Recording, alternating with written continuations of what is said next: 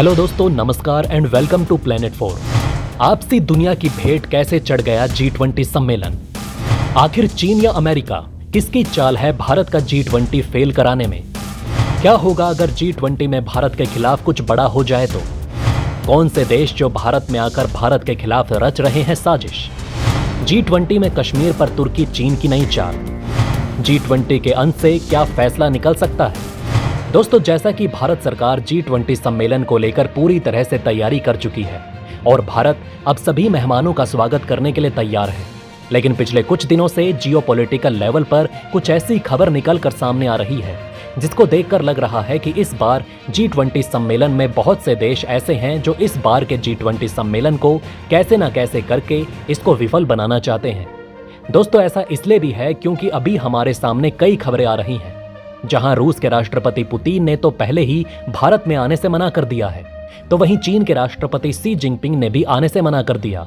और इस पर भी पक्की खबर आ चुकी है कि अब चीन के राष्ट्रपति नहीं बल्कि चीन के प्रधानमंत्री ली क्विंग G20 सम्मेलन में शामिल होंगे।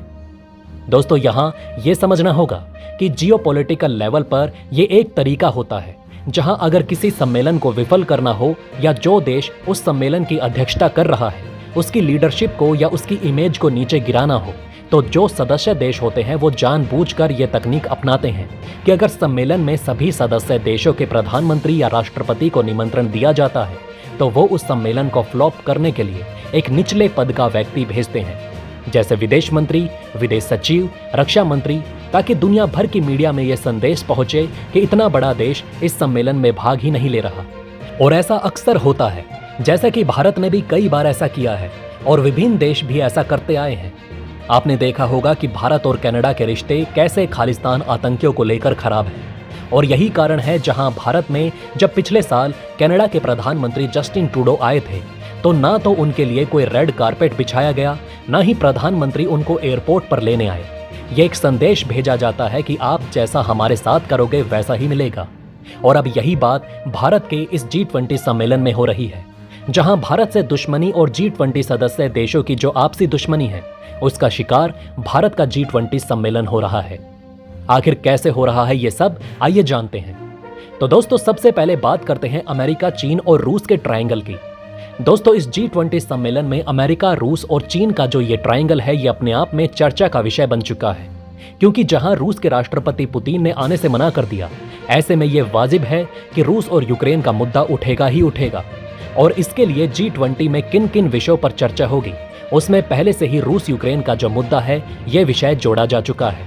अब यहाँ ये सवाल उठता है कि अब चीन के राष्ट्रपति शी जिनपिंग आते हैं तो उनको रूस हो या ना हो, जब इस विषय पर चर्चा होगी तो उसके समर्थन में खड़ा होना ही पड़ेगा। तभी तो चीन अपनी दोस्ती रूस के लिए साबित कर पाएगा, और ये दबाव राष्ट्रपति शी जिनपिंग अच्छी तरह समझते हैं। इतना ही नहीं, रूस और यूक्रेन युद्ध के कारण जिस तरह से पश्चिमी देशों ने रूस पर आर्थिक प्रतिबंध लगाए हैं और ऐसे प्रतिबंध लगाए कि मजबूरन रूस को चीन की झोली में धकेला जाए, और पूरी दुनिया ने फिर देखा कि रूस को सैन्य से लेकर आर्थिक सहायता तक सभी तरह की जरूरत चीन ने पूरी की।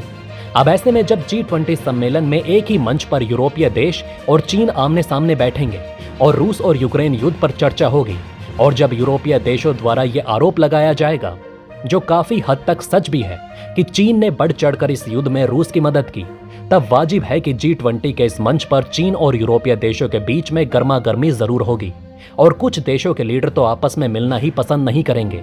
शायद ऐसा भी हो सकता है कि एक मंच पर सभी सदस्य देश फोटो भी साथ में ना खिंचवाएं।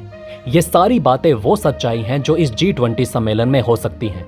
इसके अलावा एक और कारण ये है कि भारत जिस तरह से G20 सम्मेलन की अध्यक्षता कर रहा है और भारत के प्रधानमंत्री नरेंद्र मोदी का जिस तरह से अंतर्राष्ट्रीय लेवल पर रुतबा बढ़ रहा है, उसको देख चीन के राष्ट्रपति घबरा से गए हैं, या फिर कह सकते हैं कि उनका कॉन्फिडेंस लो हो चुका है।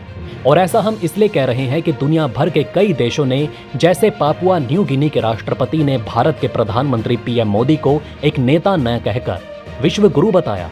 इसके अलावा भी अफ्रीका के कई देशों में राष्ट्रपति PM मोदी को वर्ल्ड लीडर के रूप में देखते हैं।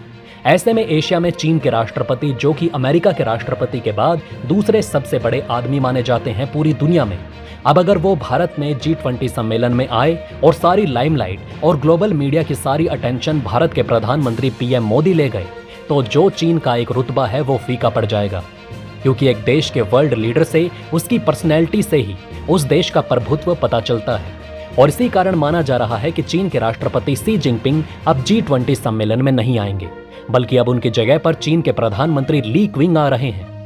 अब दोस्तों, अगर दूसरे सदस्य देशों की बात करें तो उसमें दूसरा देश है तुर्की, क्योंकि जहां चीन और रूस पहले ही पीछे हट चुके हैं, तो वहीं तुर्की के राष्ट्रपति एर्दोगान, जो कि भारत के खिलाफ कई बार बोल चुके हैं, उनको फिर से एक बार अंतर्राष्ट्रीय मंच का मौका दिख रहा है। दोस्तों, ये तो हम सभी जानते हैं कि पाकिस्तान ने पिछले साल भी अपने कई मुस्लिम देश और मित्र देश जैसे कि सऊदी अरब, तुर्की और चीन को कश्मीर में होने वाली मीटिंग से रोका था, और वो आए भी नहीं थे। अब इस बार भी मुस्लिम देशों का ये गुट और पाकिस्तान की यारी कुछ इसी तरह की चीज करने का प्रयास कर रही है, ताकि भारत की अध्यक्षता में G20 का ये सम्मेलन सबसे विफल सम्मेलन बन जाए। लेकिन तुर्की के राष्ट्रपति एर्दोगान, जिनको अंतर्राष्ट्रीय मंच की तलाश रहती है, और वो भारत को टारगेट करने का मौका नहीं छोड़ते। यहाँ तक कि संयुक्त राष्ट्र संघ में भी उन्होंने भारत को कश्मीर मुद्दे पर टारगेट किया था। वो अब एक और मौका देख रहे हैं कि G20 की सदस्यता के बीच कुछ न कुछ एक ऐसा मैप या कोई एक कश्मीर को लेकर मुद्दा उठाया जाए, ताकि अंतर्राष्ट्रीय स्तर पर भारत की अध्यक्षता को एक गहरा झटका लगे। और इसमें साफ सी बात यह है कि चीन भी तुर्की का समर्थन करेगा। ऐसे में यह भी संभावना हो सकती है कि सम्मेलन की मीटिंग में कश्मीर का मुद्दा भी उठ सकता है। हालांकि भारत इस G20 सम्मेलन का अध्यक्ष है, तो भारत तुरंत इस विषय को कैंसिल कर सकता है। ये शक्ति भारत के पास है, लेकिन तुर्की अपनी गंदी चाल दिखा सकता है, इसमें भी कोई दो राय नहीं। अंत में क्या दोस्तों, अब बात करें काल्पनिक अंत की। जिस तरह से वर्तमान में जियोपॉलिटिकल इवेंट चल रहे हैं और जिस तरह से कुछ सदस्य देश G20 सम्मेलन में आ रहे हैं और कुछ नहीं, तो क्या G20 सम्मेलन से रूस और यूक्रेन का जो मुद्दा उठाया जाएगा, उसको देखते हुए क्या रूस पर और आर्थिक प्रतिबंध लगाने की बात चलेगी? क्या अमेरिका भारत पर इतना दबाव डाल देगा कि भारत को अपने आयात और निर्यात कम करने पड़ेंगे?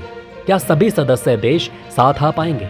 और दूसरा प्रश्न ये उठता है कि क्या जिस तरह से भारत ने मिस्र, बांग्लादेश, स्पेन, मॉरिशस जैसे देशों को मिलाकर कुल 9 देशों को इनवाइट किया है, तो क्या G20 में कुछ अन्य देशों को भी जोड़कर इसका विस्तार किया जाएगा? दोस्तों, आपकी क्या राय है? आप हमें अपनी राय नीचे कमेंट बॉक्स में बताएं। जय हिंद, जय भारत।